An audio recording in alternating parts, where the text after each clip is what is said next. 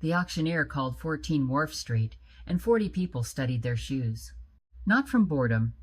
Nora Callahan had been in enough rooms to know the difference. This was the silence of people who knew something they had agreed, without ever discussing it, not to say out loud. Minimum bid, $15. Salt wind cut through the gap in her jacket zipper. Somewhere behind her, a gull argued with another gull over something neither of them would finish. In her wallet, $38, a state issued check for $51, and a Polaroid of a woman she had never met, standing in front of an oven she had never seen. On the back, pressed so faint she had to angle it under light. August do mi patro. Her fingers tightened on the strap of her backpack. She raised her hand. 40 faces turned. A girl, 19, hair still flat from 3 weeks of sleeping in the Portland train station, holding up one finger like she was answering a question in a class she hadn't enrolled in. No one bid against her. Sold. $15. The clerk stamped the certificate without looking up. Then she did look up, and her eyes were the kind that had read a lot of paperwork and believed almost none of it. Do you know why nobody bought that place? Nora folded the deed into her jacket pocket, next to the Polaroid. Not yet, she said, but I'm going to find out. 3 weeks earlier, in a fluorescent-lit office that smelled like old coffee and printer toner, a woman named Diane slid a manila envelope across a desk. This is everything. Your file, your records, your check. Nora picked up the envelope. Thinner than a magazine, lighter than her backpack.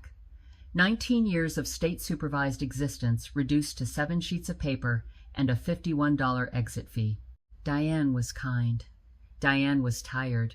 Diane had a daughter of her own, and Diane wanted very badly for this conversation to go well. Do you have somewhere to go? Nora said yes. Nora did not have somewhere to go. On the day you turn 19 in the Maine foster system, the door does not slam. The door simply stops being there. There is no door. There is no house. There is a check for $51 and a polite woman hoping you say yes when she asks. So Nora said yes. She walked out into the parking lot. She sat down on the curb. She opened the envelope. Inside, a birth certificate. Margaret Callahan, mother. Deceased. Daniel Morrow, father. Fisherman. Lost at sea, November 2005. Intake records, March 2006. 10 months old. Transferred from Halverton County Hospital. And one photograph. A Polaroid. A young woman in a white apron, standing in front of a huge black oven, smiling at someone behind the camera. No name on the back. No record of who put it in the file. Just a smudge of ink. Almost gone. M. August 2004. Nora looked at the photograph for a long time. Margaret. Her mother. 8 months before Nora was born.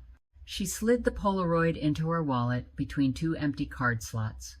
Then she stood up. Then she walked to the bus station. She had $51 and somewhere to be. She just didn't know where yet. The Portland train station had a security rotation that ran every 40 minutes. Nora learned this on the first night. She also learned which bench was furthest from the wind, which bathroom stayed unlocked overnight, which vending machine took quarters that had been bent slightly out of round. She learned these things the way she had learned everything else, by watching. 8 foster placements teach you something when you are quiet, when you are paying attention. Complaining changes nothing. Watching changes everything. She ate at the soup kitchen on Forest Avenue, washed her face in the library bathroom. She did not touch the $51 unless she had to. After 3 weeks, $38. After 3 weeks, a cough that wouldn't quite leave, a shoulder that ached from sleeping on her left side, and a feeling, low and constant, that Portland was a city that knew how to swallow girls like her and not notice they were gone. So she got on a bus. She did not know where it was going. She knew it was going north. And she knew north was where the rent got cheaper. And she knew the bus driver had a kind face and didn't ask questions when she counted out her ticket in singles. She watched the coast appear through the window, gray, wide, indifferent. She thought, that's me. That's exactly me. The bus stopped for gas in a small town with a bay full of fishing boats, and Nora, who had no plan, no destination, no reason to choose this town over any other, looked up at the station's community bulletin board. She saw the yellow paper, Halverton, County Tax Auction. Saturday, the 12th of October, 2024, 9 a.m., Town Hall steps. 9 properties, a vacant lot, a storage shed, a boat ramp parcel, a defunct warehouse. At the bottom, smaller type, 14 Wharf Street, former commercial bakery, 2-story brick, approximately 3,100 square feet, decommissioned, 2019. Structural assessment, foundation sound, interior deteriorated. Minimum bid, $15. $15. Nora read it again. Not because she didn't understand, because she was running the math on whether this was the worst idea she had ever had or only the second worst. Here is a fact about Nora Callahan, age 19. She had never owned anything. Not a car, not a phone she didn't have to give back at intake, not a bedroom, not a bicycle, not a coat that hadn't been somebody else's coat first. She had $38, and she was looking at a building for $15, which was insane, which was, on every conceivable level, a terrible idea, which was also the first thing in 19 years that nobody else had decided for her. The bus driver called last boarding. Nora picked up her backpack, walked off the bus, watched it pull away without her.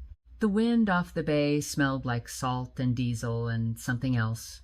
Something warmer. Something like bread, but older. Like the memory of bread. She found a bench. She sat down. She waited 5 days for Saturday. After the gavel came down, the clerk's nameplate read, Delphine Acker, silver hair. Reading glasses on a beaded chain. Eyes that had read a lot of paperwork and believed almost none of it. Cash or check? Nora counted out 15 ones from the inside pocket of her jacket, each bill creased from being folded too many times. Mrs. Acker counted them back, folded them into a receipt envelope, stamped the certificate. Then she did the thing again. The looking up, the pause. You'll need the keys. The property has not been entered, to my knowledge, since 2019. Be careful on the stairs. She handed Nora a brass key on a faded paper tag. The tag said in pencil, in a hand that was not Mrs. Acker's, Lenas. Nora's thumb passed over the name. She thought about asking. She did not ask. Mrs. Acker watched her tuck the key into her jacket pocket, and the older woman's mouth did something adjacent to a smile, something that lived in the same neighborhood. Welcome to Halverton, Miss Callahan. Wharf Street ran along the working side of the harbor, not the postcard side, the other side, the side with the ice plant and the bait shop and the building that used to be a bakery. Number 14 was red brick, 2 stories, a bay window on the second floor that looked out over the water, a wooden door painted a green so old it had started to lean toward gray. Nora put the key in the lock. The key turned. The door opened. The smell came out. Not bad. Not exactly. Old flour, old salt, old sugar that had crystallized into the grain of the wood floor over 35 years and then sat there undisturbed for 5 more. She stepped inside. A long counter, oak, running the length of the front wall. Glass display cases above it. Most of the glass intact, some cracked, none broken all the way through. Behind the counter, a swinging door. Behind the swinging door, the kitchen. And in the kitchen, taking up half the back wall, black and enormous and silent, the oven. Nora walked toward it the way you walk toward a sleeping animal. She put her hand on the iron door. Cold. Of course it was cold. It had been cold for 5 years. She stood there with her palm flat against it, and she had the strangest feeling that this oven knew something about her, that it had been waiting. For what? She could not have said. She shook her head. Got practical. Got moving. She walked the building, tapped the walls, checked the windows, frames soft at the corners, but not collapsed. The roofline intact. No water staining on the upper ceiling. The building had been closed by someone who knew what they were doing. She went back to the kitchen. She started moving the freezer. The industrial freezer was the size of a small car. She put her shoulder into it, walked it out 6 inches at a time, until there was enough room to see behind it. That's when she saw the wall. Most of the kitchen's back wall was original brick, painted white, yellowed by decades of bread steam. The mortar between the bricks was gray and crumbling and evenly old. But one section, about 4 feet wide, about 7 feet tall, that section was not original. The brick was the same.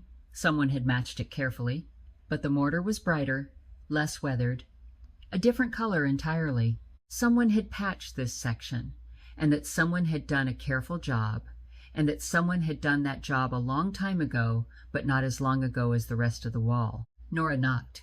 The center was solid. She moved her knuckles to the left, near the floor, hollow. Not a wall, a door, bricked over from the outside. Somebody bricked this over on purpose. Somebody bricked this over carefully, and whoever that somebody was, they had wanted whatever was behind it to wait a long time for somebody specific. She did not have a reason to think that last part. She just thought it. The way you think things in buildings that are paying attention to you. A voice behind her said, "You bought this place." "No la question." Nora turned around slowly. She had heard the front door open. She had not heard anyone walk through the front room.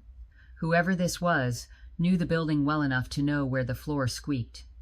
A man stood in the kitchen doorway, mid-60s, broad, wool jacket, salt and pepper hair, mostly salt, the kind of face that had spent a lot of years outside. "I bought it. Rourke Faraday. Hardware store. Across the street." "Nora." "Nora what?" "Nora Callahan." He went still. Just for a second. Just long enough that if she had not been watching, she would have missed it. But she had been watching. He looked out the front window, toward the bay, as if he needed a second to consult the water about something. When he looked back, his face was the face of a man who had decided not to say the first 3 things he had thought of. Lena Voss ran this place. 35 years. She passed in 2019. Okay. Nobody bought it. I gathered. You want to know why? I do. He took a long breath. People in this town owed Lena Voss too much. Buying her building without knowing what it meant. That's a thing nobody around here could stomach. What did it mean? I don't know all of it. I don't know if anybody does. She stepped aside. Come look at this. He came. He looked at the wall behind the freezer. He looked at the patch section. He put his hand on it the way she had put her hand on the oven. And he stood there for a long moment, and his jaw did a thing where it tightened and released. She patched this.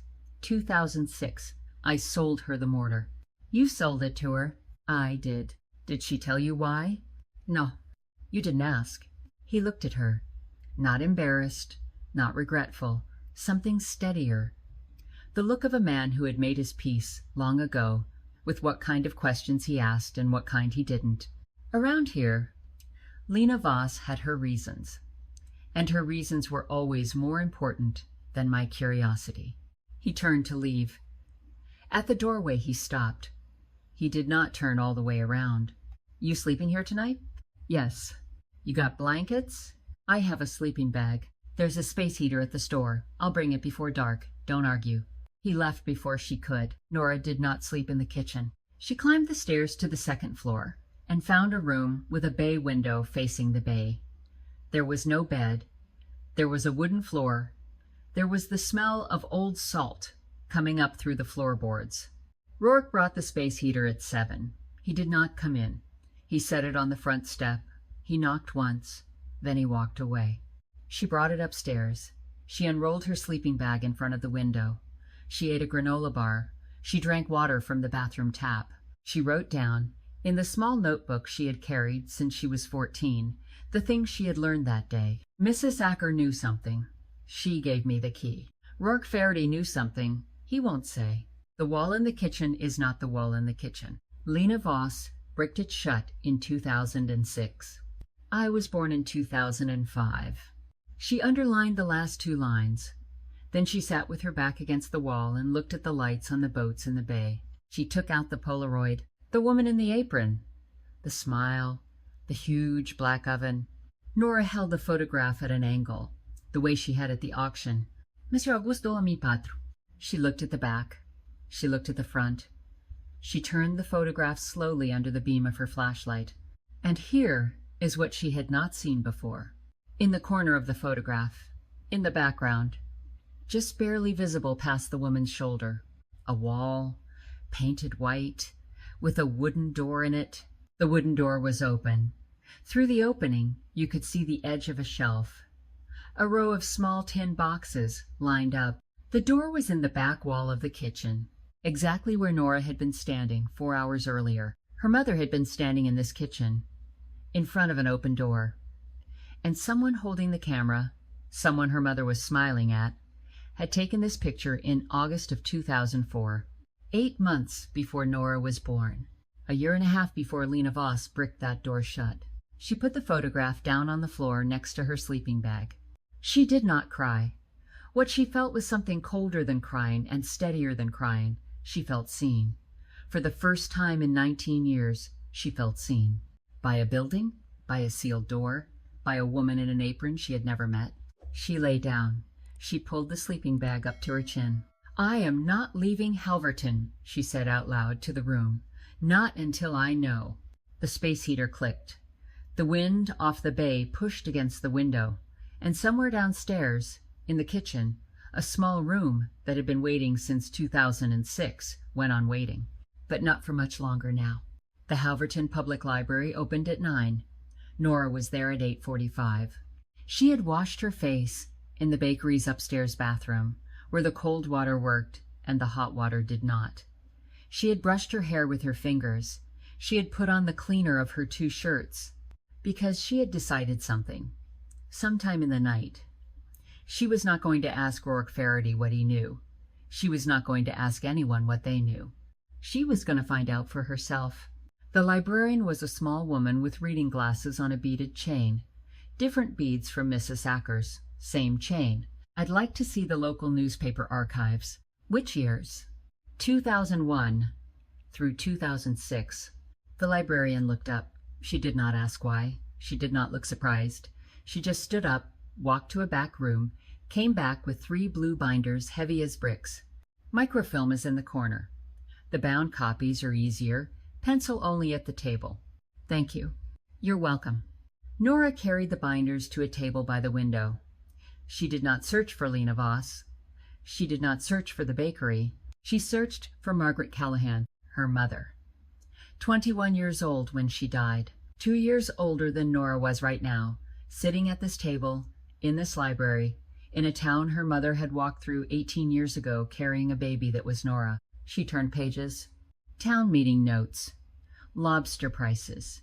A photograph of a Boy Scout troop. A photograph of a church choir. A photograph of a sailboat that had run aground in fog. And then, on page 7 of the September issue 2001, Halverton Vocational Program welcomes 8 new apprentices. A small article. 3 column inches. A list of names. 6 of them meant nothing to her. The 7th was a girl going into automotive. The 8th was Margaret Callahan, bakery track.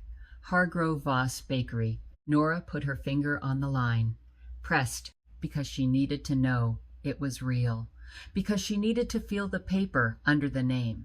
Her mother, 17 years old, walking into the bakery for the first time. Hargrove Voss. That was the bakery's full name. She had not known that.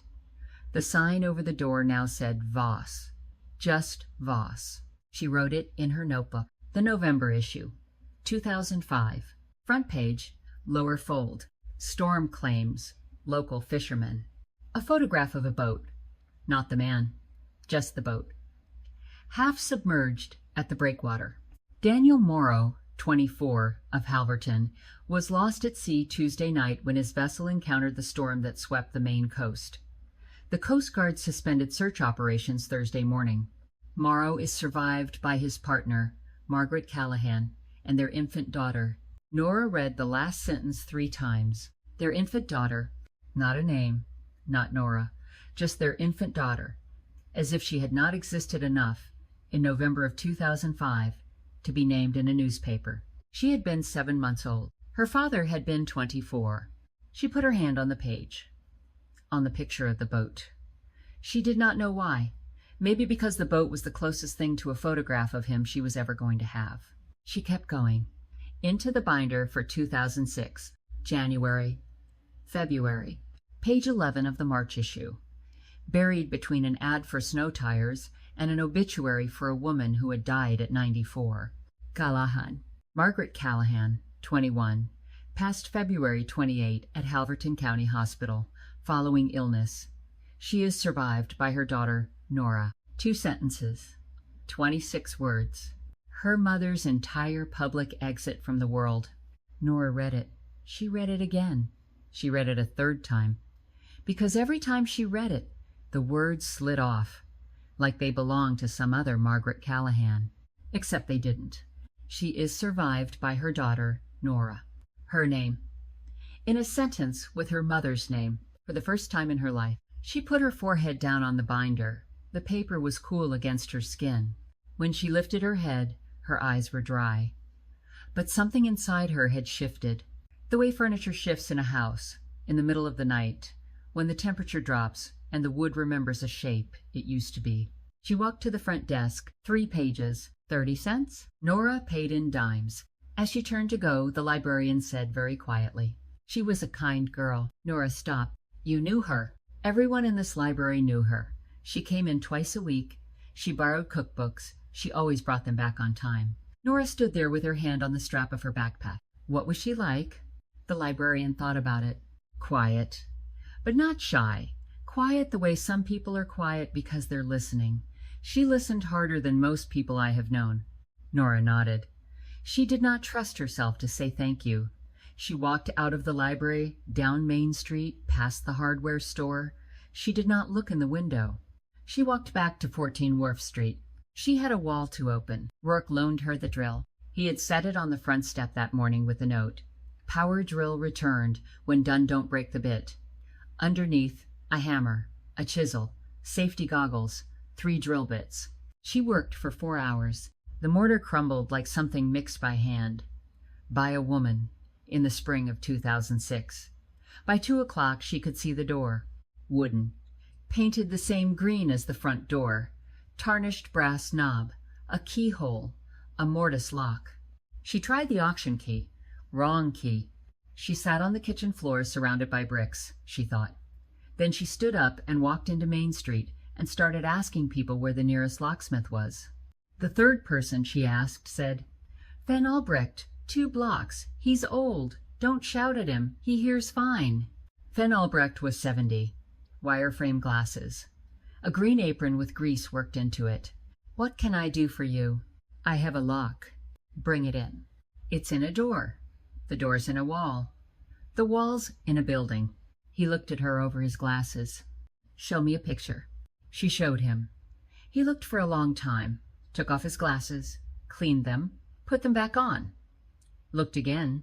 "That's a lock from the 70s, maybe early 80s. Who put that in?" "I don't know. The door was bricked over in 2006. He looked at her face, really looked, the way a man looks at something he is trying to identify against a memory. "You bought the bakery." "I did." He pulled out a small leather case that snapped shut with a noise like the clasp on a Bible. "I'll do it for free." "You don't have to." "I do." "Why?" He paused. "Mrs. Voss paid for my grandson's first semester at community college. 2011. Anonymously, she thought. I figured it out. I never said anything. She didn't want to be thanked. I never paid her back." He picked up his coat. "I have not been able to pay her back for 13 years. Now I can. So I will." He worked the lock for 20 minutes. Nora stood behind him. She did not speak. He worked the picks. He listened, turning his head to one side, like a doctor with a stethoscope. The lock turned. The door clicked open. He stepped back. "I'll let you go first." "You don't want to?" "No." "Why?" "Because whatever is in there is not for me." He snapped his case shut. He walked out of the kitchen, through the front room, out the front door. He did not look back. The room was small, maybe 10 by 12, no windows. The air inside was the air of 2006, dry, slightly sweet. Faintly, the smell of beeswax, as if Lena had polished the floor before she sealed the room. Shelves on 3 walls. A small wooden table in the middle. On the shelves, lined up in rows, tin boxes, hand-labeled, years written on the lids in black marker. 1984, 1985, 1986, 1987, all the way to 2019. 35 tins. 35 years. On the table, 2 books. One a recipe book, red cover, thick. The other a leather ledger, dark green. The leather almost black with age and oil from a hand that had touched it thousands of times. Nora's hand was shaking. She did not know it was shaking until she reached for the ledger and watched her own fingers tremble. She sat down at the table. She opened the cover. The first page, in a careful and steady hand, Ledger of the Halverton Quiet Fund. Started January 1984. E. Voss, Keeper. She turned the page. January 1000. 984 Merritt Family, $120. Heating oil. February 1000. 984 Coble Woman, $80. Groceries, 3 weeks. March 1000. 984 Hutchinson Household, $200. Rent shortfall. April 1000. 984 Lobsterman's Widow, name withheld $300, funeral costs. Each month, sometimes 1 entry, sometimes 5. Names, amounts, reasons. No payment received, no interest, no follow-up. Just a need, a name, a number, a date. She kept turning. September 1000, 996 Vardy, Rourke, $2,400. Daughter's medical, no charge. Nora stopped. Rourke Faraday had a daughter, somewhere, who had been sick in 1996. Rourke Faraday had owed Lena Voss $2,400, and Lena Voss had never asked for it back, and Rourke Faraday had not told her. What he owed her was a power drill on the front step at 9 in the morning, a space heater before dark, a careful refusal to ask what was behind the wall. She kept turning. September 2001. Callahan. Margaret. $0 apprenticeship. No charge. Teaching. Instead. She put her hand on the entry. Teaching instead. She turned the page. October 2001. M. Helped with Coble delivery. $40 contribution from M's first paycheck. Refused to be reimbursed. Margaret. $40. Her first paycheck. $40 of her mother's first paycheck had gone into this ledger. Margaret appeared everywhere. M delivered the envelope to the Sword family. M handled Thursday meal prep. M taught the morning class at the women's reentry group. M baked the funeral bread for the Hutchinsons. No charge. Her mother had not been a student here. Her mother had been a partner. Nora kept turning. November 2005. The month Daniel Morrow drowned. Margaret took the news hard but kept working. Made bread for the wake. Refused payment from Morrow family. Said her work was the thanks. Told me she was tired but did not want to stop. I told her she could stop. She would not. December 2005. Margaret's sick. Cold she cannot shake. I've asked her to rest. She holds Nora and bakes anyway. The baby sleeps in the back office on the cot. Margaret keeps a chair pulled up so she can hear her breathing. Nora stopped reading. She closed her eyes. She could see it. A back office she had not entered yet. A cot, a baby 7 months old sleeping in a bakery in December in Maine. A young woman with a cold she couldn't shake, kneading bread one-handed so she could keep one hand on the chair, near the cot, near her daughter. Her mother had baked with her in this building while she slept. Her mother had pulled a chair up to her cot so she could hear her breathe. She opened her eyes. She turned the page. January 2006. Margaret in hospital. Pneumonia. I am keeping the baby in the back office. Ottilie comes to help in the afternoons. I bake with Nora in a sling on my chest. She is a quiet baby. She watches the oven. Nora put her hand over her mouth. She did not make a sound. but her shoulders moved once hard, and her breath caught, and she sat at the small wooden table in the small sealed room, and she let what was happening to her happen. Her hands were on a book that had been written by a woman who had carried her in a sling through a kitchen in January, while her mother was dying in a hospital 4 blocks away. She put her forehead down on the open ledger. The leather smelled like beeswax and the inside of a 35-year-old promise. She stayed like that for a long time. When she lifted her head, the light through the kitchen door had changed, from afternoon to almost evening. She had been in the room more than an hour. She had not noticed. She turned the ledger to February 2006. Margaret gone. The hospital let me hold her hand at the end. She made me promise. I promised. 3 sentences. Below it, dated the next week. Began sealing the back room today. Bought the mortar from Rourke. He did not ask. I will keep this ledger inside. I will keep what is left of her recipes inside. I will keep waiting. Nora closed the ledger. She picked up the red recipe book. The handwriting was Lena's. Then in some places, written in the margins, in a younger, more slanted hand. Why rest the dough 20 minutes? M. And below it, in Lena's hand, gluten needs time. Like people. She closed the book. She held it in her lap. With the ledger, with both books pressed against her chest. I'm here, she said out loud to no one. I'm here, Mom. I'm here. She lit a beeswax candle she found on the shelf. Lena had left it there. Of course she had. The flame was small and steady in the color of butter. She opened the tin labeled 2006. There was no notebook inside. There was a thick sealed envelope.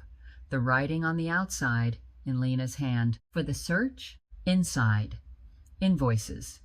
From a private investigator's firm in Portland. Callaway Investigations. Dated from 2006 through 2014. 8 years. She added the numbers as she went. The total was something like $23,000. Each invoice had the same subject line. Subject: Nora Callahan, minor, DOB, April 2005. Last known location: Halverton County Foster System, Nora. Her name on $23,000 of paper. The final invoice was dated June 2014. A handwritten note from the investigator at the bottom. Subject likely transferred out of county. Foster record sealed by court order. No further leads possible without judicial intervention. Below it, in Lena's hand, in pencil, closed, not closed, just out of road. At the bottom of the tin was one more paper, folded into quarters. A will. Not a real one, not a notarized one.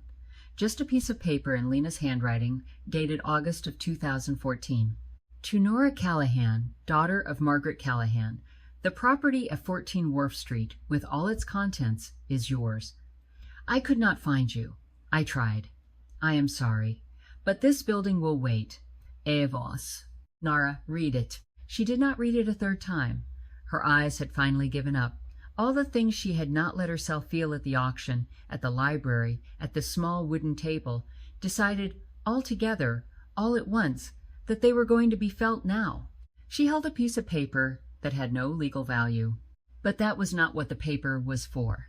The paper was for telling her, on a night in October of 2024, in a small town she had stumbled off a bus into, that someone she had never met had spent 8 years and $23,000 looking for her, and had failed, and had not given up, had only run out of road.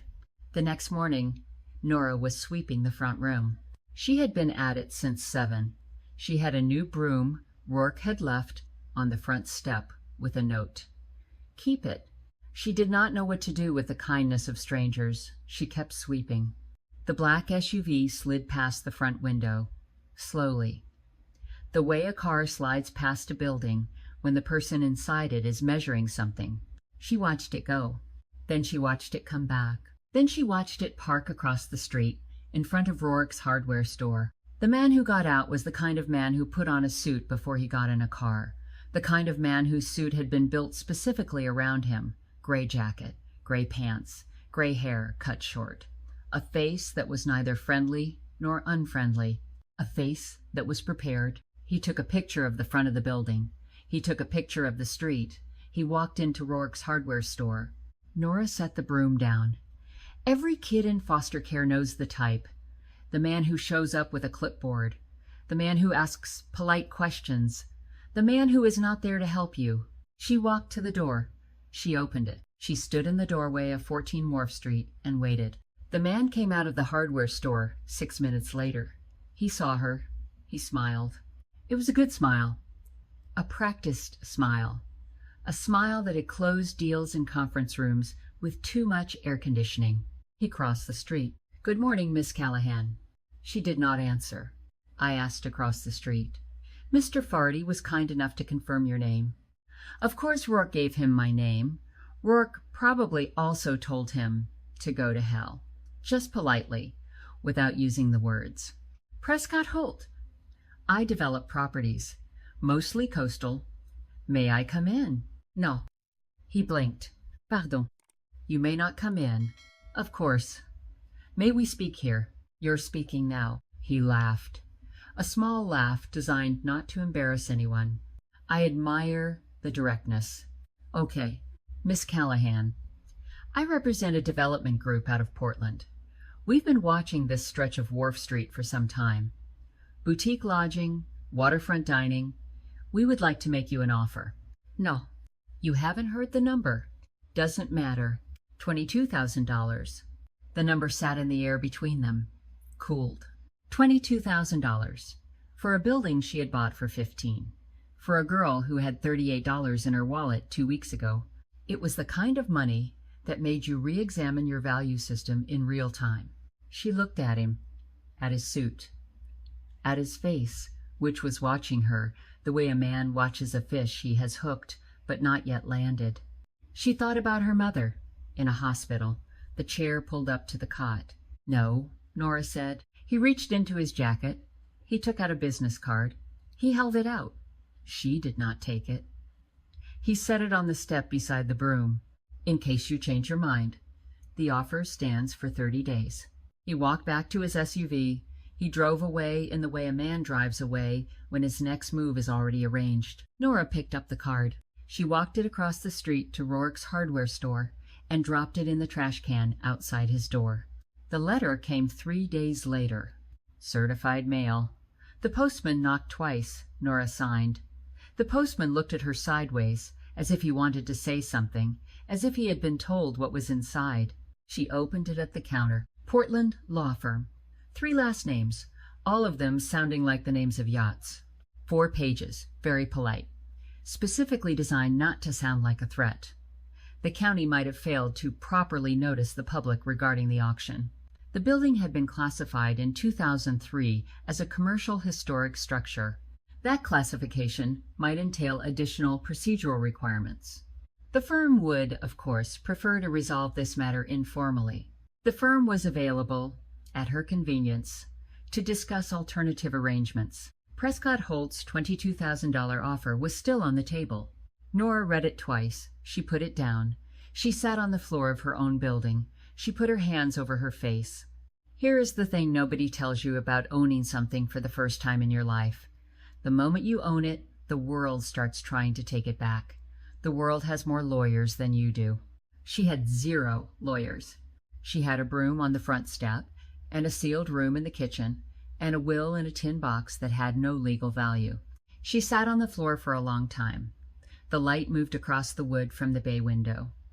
The way light moves in October. The way it had moved across this same floor in October of 2004, when her mother had been alive and pregnant and had probably stood right here, by this counter, by this same patch of sun. Nora let herself imagine it for 1 full minute. Her mother, right here, in a flour-dusted apron, 20 years old, one hand on the small swell of her belly. The image was so clear it almost hurt. Then she made a decision, the way she had made every important decision of her life, with a kind of quiet that came down on her like weather. She was not going to call a lawyer. She was not going to fight Prescott Holt on his terms. She was going to fight him on Lena's terms. She stood up. She walked into the kitchen, Into the sealed room, to the table where the ledger sat. She opened it. She started reading. This time, with a purpose. She read for 6 hours. She found the entries at 4 in the afternoon. 3 of them. 2007. 2007 again. 2008. April 2007. Holt, Cecilia. $3,800. Chemotherapy copay, round 2. Envelope hand-delivered by M. Hutchinson. Family does not know source. September 2007. Holt, Cecilia. $2,100. Chemotherapy copay, round 3. Envelope through pharmacy account, anonymous. Family does not know source. January 2008. Holt family.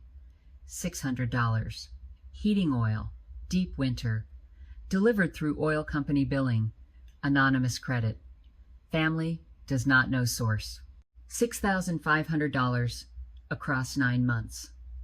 To a family named Holt. Nora sat very still. She did not have proof. She did not have certainty. She had the name, the timing, and a feeling in her chest that had not been wrong yet. She closed the ledger. She walked across the street. Rourke was behind his counter. He did not say hello. Rourke had a way of not saying hello that was warmer than most people's hellos. I need to ask you something. Go ahead. Prescott Holt, the developer. Is he from around here? Rourke's hand stopped on the receipt pad. He grew up here. Left when he was 18. Came back 10 years ago.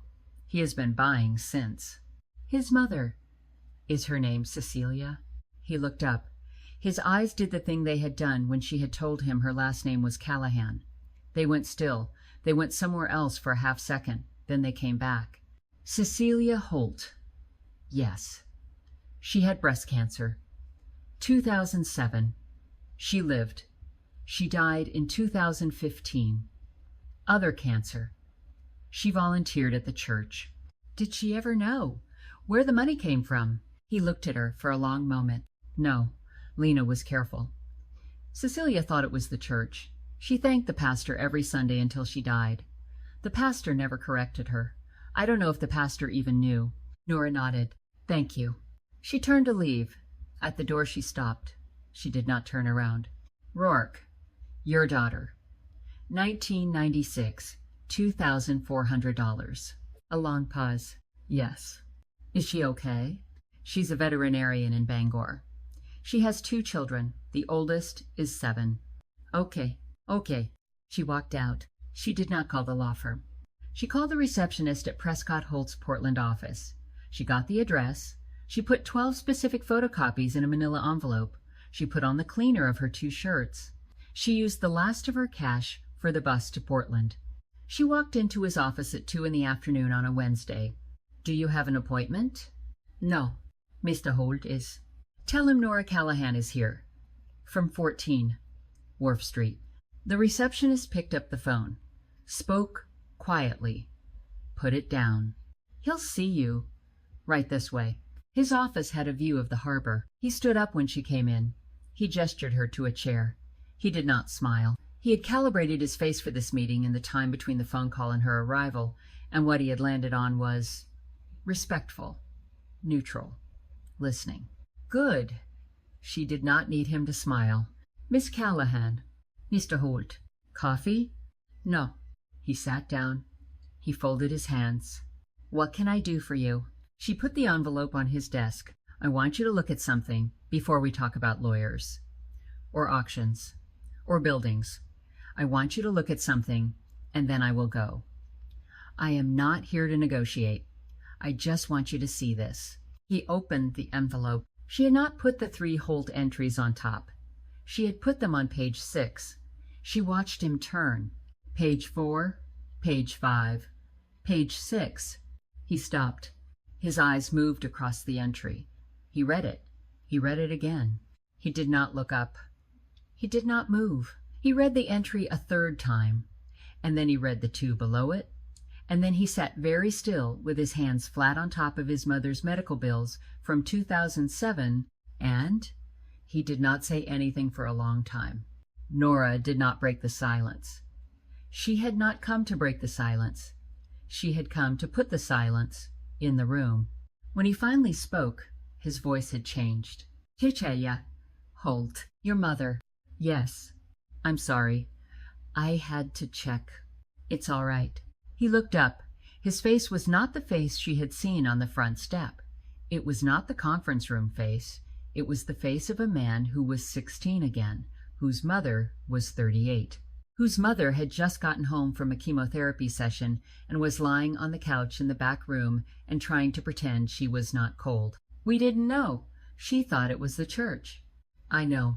My father was working 2 jobs. We were 3 months behind on the heat. I know. How did... It was Lena Voss. She kept a ledger. For 35 years. She paid quietly. My mother, Margaret Callahan, worked at the bakery. She helped run the fund. She delivered some of the envelopes herself. The Hutchinson woman who brought the first envelope to your house. That woman was working with my mother. Why are you telling me this? Because you want my building? He flinched. Small. She would not have caught it if she had not been watching. I am not your enemy, Miss Callahan. Maybe not. But the people who paid for your mother's chemotherapy did not have enemies either.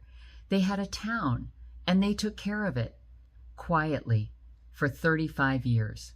And then Lena Voss died, and the building went to auction, and a girl from foster care bought it for $15. And the first thing the world did was send a lawyer. That was a mistake. Yes. My team, I told them to push. Yes. I did not know. I know you did not know. Now you know. She stood up. I am not asking the offer to go up. I am not asking the lawyers to back off. I am asking you to know. That's all. I am asking you to know what kind of building you tried to buy.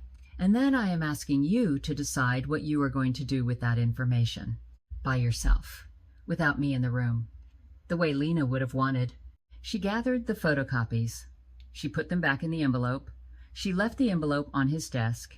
At the door, she stopped. Mr. Holt, your mother was a kind woman.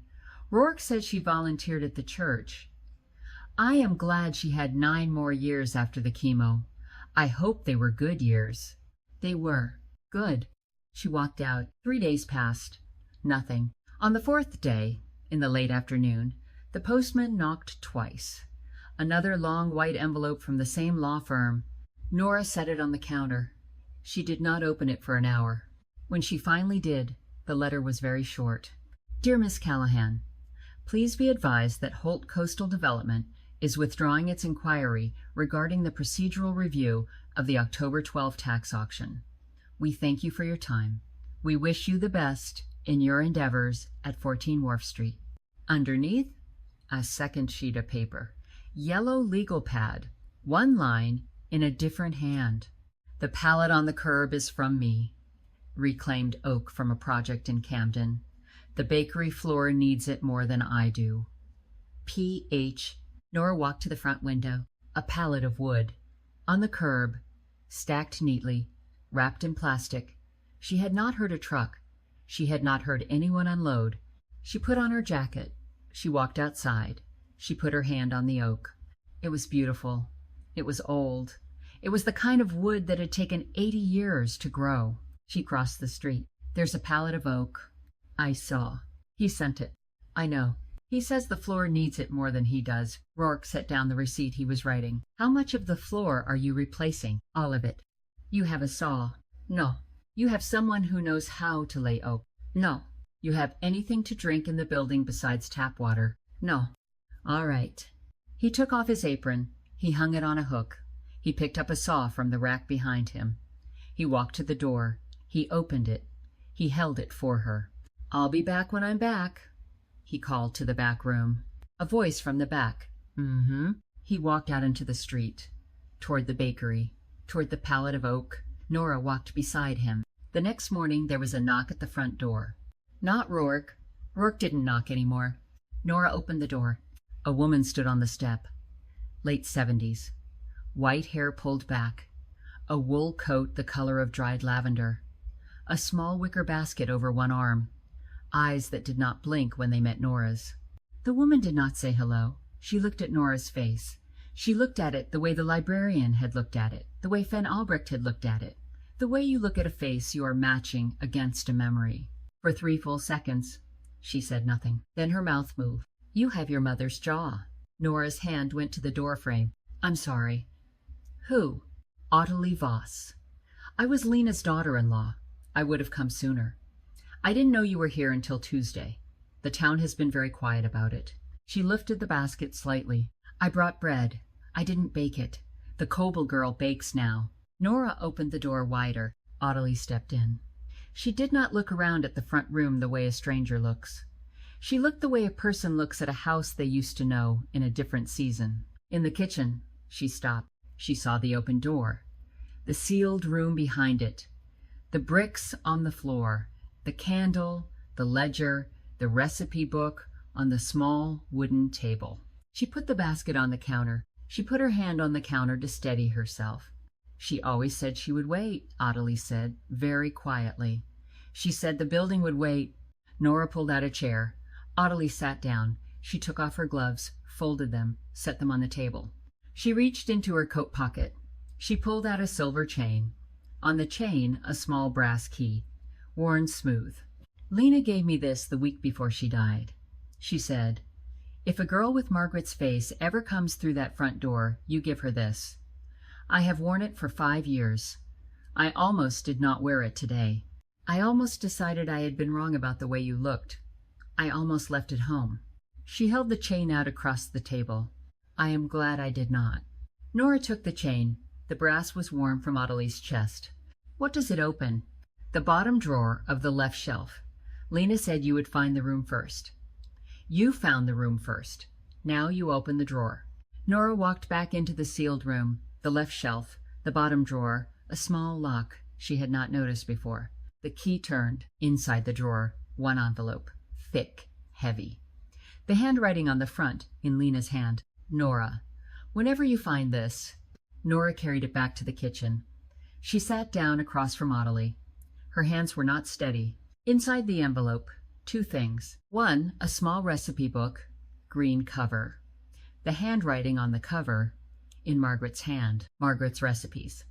Started March 2004. To a letter, 3 pages, in Lena's hand. Rourke had come in. He had walked in without knocking, because Nora had stopped expecting him to, and he had seen them both at the table, and he had not said anything. He had taken his cap off. He had stood at the kitchen doorway. He was still standing there. Ottilie nodded at Nora. Read it. Nora unfolded the pages. She read aloud. Dear Nora, I do not know how old you are when you read this. I am going to write as if you are 19, because if you are 18 or 20, it will not matter very much. The voice will sound the same. Your mother's name was Margaret. She came here at 17, and she did not have anything except her hands.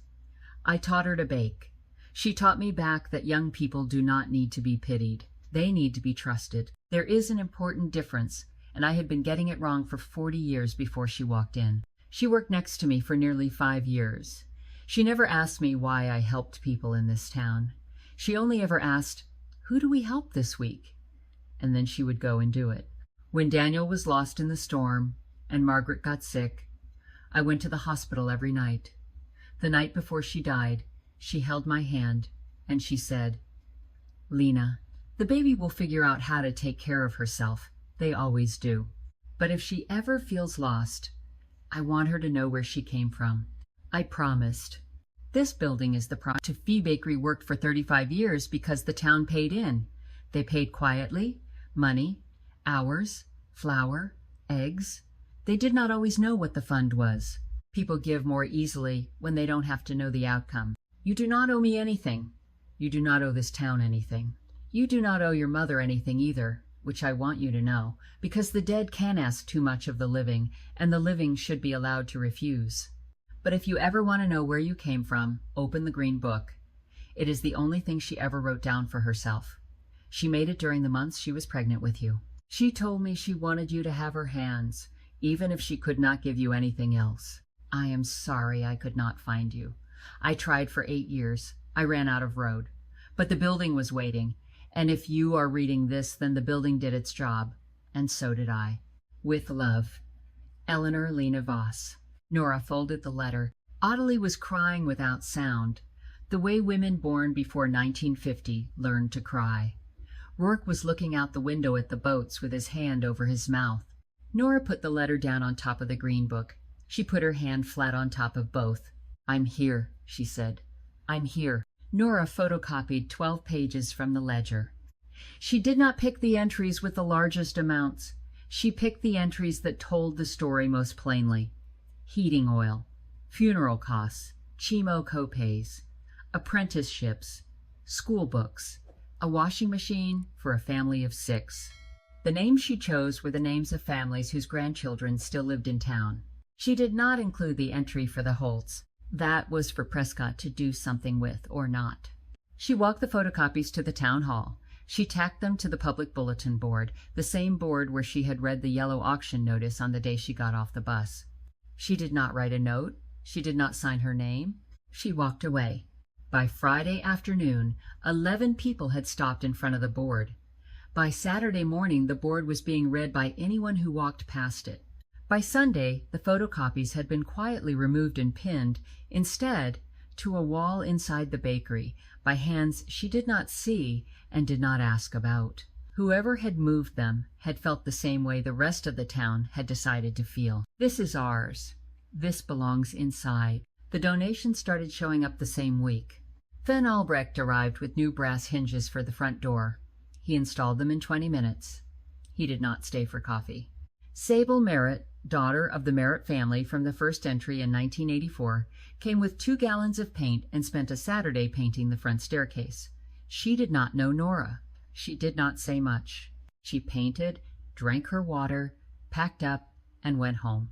Before she left, she touched the doorframe the way you touch the wood of a pew you have known your whole life. A group of high school students asked permission to clean the second floor.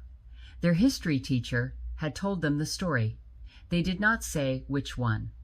They worked 4 hours and refused to be paid.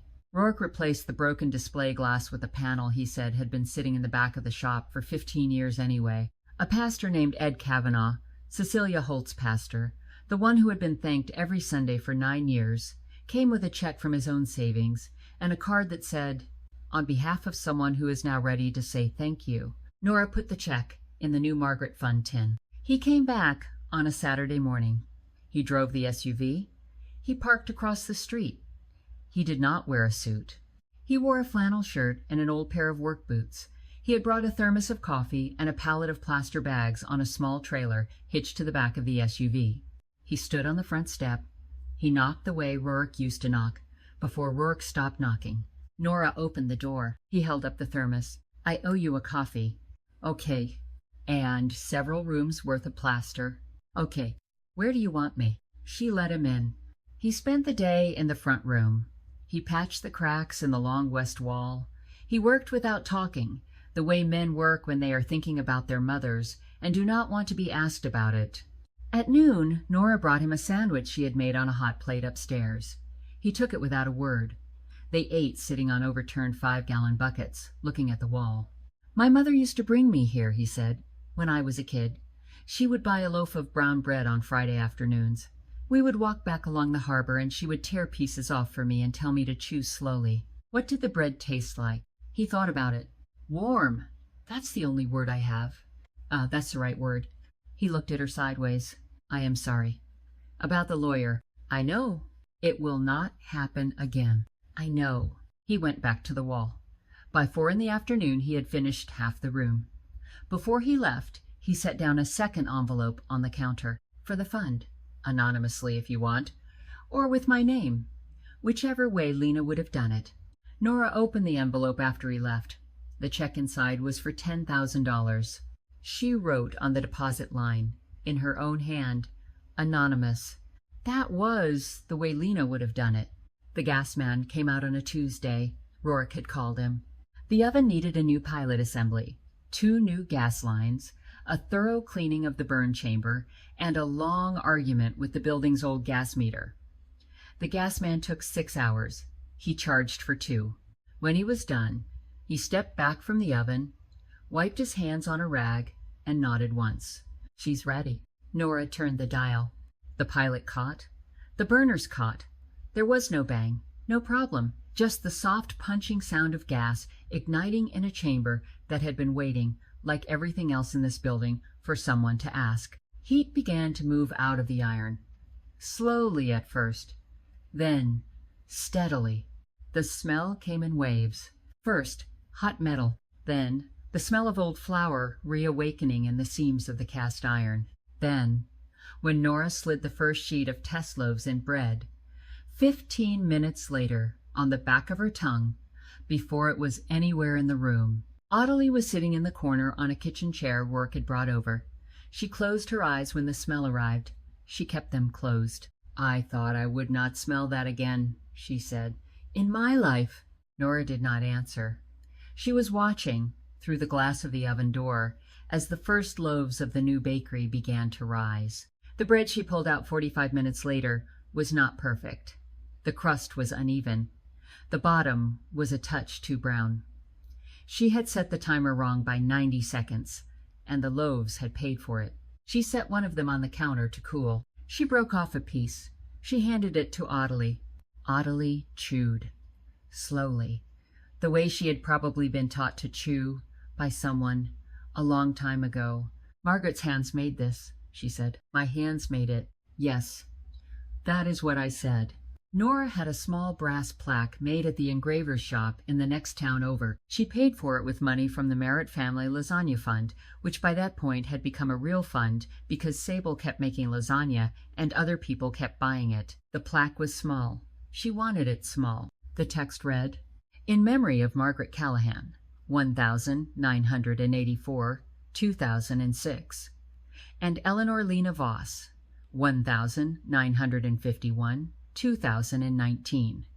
They fed this town. Not just with bread." The day they mounted the plaque, Nora did not invite anyone. She had not made an announcement. She had told Ottilie, and Ottilie had told Rourke, and Rourke had told no one, and yet, by 10 in the morning, 25 people were standing on the sidewalk of Wharf Street with their hands in their coat pockets. Sable Merritt was there, Fen Albrecht and his wife, the librarian, whose name Nora had finally learned Marjorie, Ed Kavanaugh, the pastor, a handful of high school students, embarrassed and proud, a scattering of older women Nora did not recognize and would learn to know. Prescott Holt stood at the back of the small crowd. Nobody had invited him. He had come anyway. Mrs. Acker Delphine was there too, in a navy coat, hands folded over the clasp of her purse. Ottilie spoke. She had not prepared anything. Lena did not want to be remembered. She used to say, "People accept help easier when they don't have to say thank you." She lived by that for 35 years. She looked at Nora. This girl bought the bakery for $15. She did not know what she was buying. None of us knew, not even me. She paused. But Lena knew. Lena always knew the building would wait for the right person. Rourke stepped forward. He drilled the 4 screws into the brick beside the front door. He stepped back. The crowd, slowly, began to move along. Not all at once. The way a crowd moves at a funeral that is also a wedding. The way a crowd moves when there is nothing else to say. Mrs. Acker did not leave with the others. She waited until the sidewalk was almost empty. Until Nora was alone by the door, looking at the plaque the way you look at a person you have just introduced to someone else. She walked up. She put a hand on Nora's elbow. "Could I have a moment, dear?" They went inside. Mrs. Acker Delphine stood at the counter. From her purse she took out a folded sheet of paper. She set it on the oak. It was a photocopy of an inter-office county memo, dated 2 weeks before the October auction. The memo described a request from a Portland-based nonprofit to purchase 14 Wharf Street ahead of the auction. The nonprofit had wanted to use the building as a regional food bank distribution point.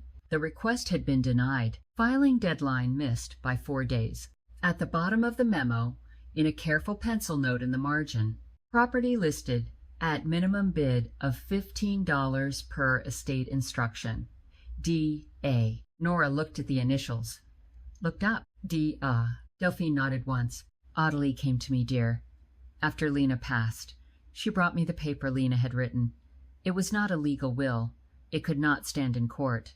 But there is one thing the county clerk can decide, alone, with no questions asked, and that is the minimum bid on a property going to tax auction. She straightened a finger of one glove. I set it at $15. For 5 years. For 5 years. You waited. I waited. We all waited. The town had been doing it so long. One more thing to wait for did not feel like much. She looked at Nora. Then you came. You sat in the back row. You raised your hand without hesitating. And you looked at me when I asked you the question, and you said, "Not yet, but I'm going to find out." And I knew. I knew right then. Nora's throat closed. You knew what? That you were Margaret's. That the building had found her. Delphine put a hand on Nora's cheek for 1 second. Just one. Just long enough. Then she picked up her purse and walked out of the bakery. The bell over the new front door rang once behind her. Nora opened the bakery on the first Friday of November. Not for sales, for supper. She put a hand-lettered sign in the window. Friday supper, no charge. Bring a friend or come alone. She did not advertise. She did not have to. The town carried the news the way the town carried everything quietly, sideways, person to person, until everyone who needed to know it knew it. 12 people came at 5:30. By 6 there were 20. By 6:30, Nora had stopped counting. Sable Merritt brought a pot of clam chowder big enough for 30. Van Albrecht came with his wife, who had not left the house except for medical appointments in 3 years. Marjorie, the librarian, came with 2 cookbooks she said she'd been saving for someone who would know what to do with them. Ottilie sat in the corner, in her lavender coat. Drinking tea Rourke had made her. Watching the room the way a woman watches a room she helped build 40 years ago. Rourke passed out bread. He cut each loaf with the same long knife Lena had used in 1984. He did not say much. Prescott Holt stood at the front door for almost a full minute before he came in. He had brought his teenage son. The boy was tall and uncomfortable, and Prescott did not know how to introduce him, but he tried. "This is Nora. She owns this place." Hi. It was the most ordinary exchange Nora had ever heard, and it almost knocked her over. She handed the boy a bowl of chowder. She told him to find a seat. The room ate. The room talked. The room laughed at a joke Van Albrecht made about somebody's dog, and the laugh got loud enough that the lights of the boats in the harbor seemed, from the front window, to laugh along. Outside, the wind moved against the building. Inside, the oven was warm. The plaque beside the front door caught the porch light. The kitchen smelled the way the kitchen used to smell in 2004, when a young woman named Margaret had stood in front of an open oven and turned to smile at someone holding a Polaroid camera. When the supper was done, and the dishes were washed, and the last of the guests had pulled on their coats and walked out into the November dark, Nora stayed alone in the kitchen. The oven was still warm. She took the Polaroid out of her jacket pocket, the woman in the apron, the huge black oven, the small open door in the background. She walked across the kitchen to the open door of the back room. She stepped inside. She set the Polaroid down on the small wooden table. She added 2 other photographs Ottilie had brought from her house earlier in the week. One of Lena, alone, in 1989, apron flower-dusted, smile, small. One of Lena and Margaret, in 2003, the 2 of them together by the oven. Margaret 17, Lena 52. 3 photographs on the small wooden table, in a row. Lena, Margaret, and now, next to them, a place where, sometime soon, somebody was going to put a photograph of Nora. She turned off the kitchen light. She climbed the stairs. She lay down in the bay window room, on the sleeping bag that had not been moved yet, even though Rourke had offered 3 times to bring her a proper bed. Outside, the lights on the boats moved the way lights on boats move. Up, down, up, down. Halverton Bay was wide. The wind was cold. The town was very small. Nora closed her eyes. For the first time in 19 years, she did not need to think about where she was going to sleep tomorrow. She was here. She was home. She slept.